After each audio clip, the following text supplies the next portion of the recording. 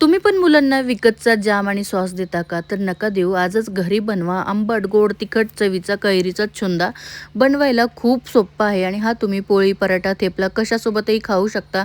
मुलांना तर असा रोल करून दिला डब्याला तर ते अगदी आवडीने खातील. कसा बनवायचा ते सांगते. त्यासाठी अशा ताज्या कैऱ्या घ्यायच्यात. अर्धा किलो मी इथं कैऱ्या घेतल्या. स्वच्छ धुवून घ्यायच्या आणि त्याला साल काढून किसून घ्यायचं आहे.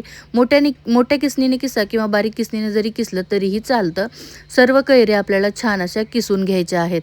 आता इथं बघू शकता कैरीचं किस किती छान पडलेलं आहे. सर्व कैऱ्या मी इथे किसून घेतलेल्या आहेत.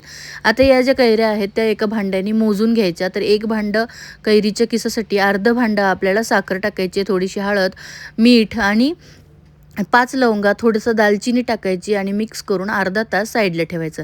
अर्ध्या तासाने साखर मेल्ट होते आणि मिश्रण जे आहे ते पातळ होतं. बघा अशा प्रकारे साखर मेल्ट होऊन मिश्रण पातळ झालेलं आहे. आता याला गॅसवर ठेवायचं आणि शिजवायचं आहे. जोपर्यंत शिजवायचं यामध्ये एकतारी पाक बनत नाही तोपर्यंत आपल्याला याला शिजवायचं आहे. आता इथं तुम्ही बघू शकताय थोडंसं घट्टसर झालंय.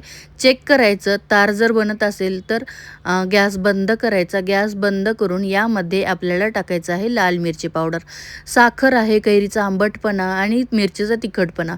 एकदम चविष्ट असा हा आपला छुंदा लागतो. नक्कीच ट्राय करून बघा. हा वर्षभर आरामात टिकतो. नक्की ट्राय करा आणि व्हिडिओ आवडला तर लाईक करा.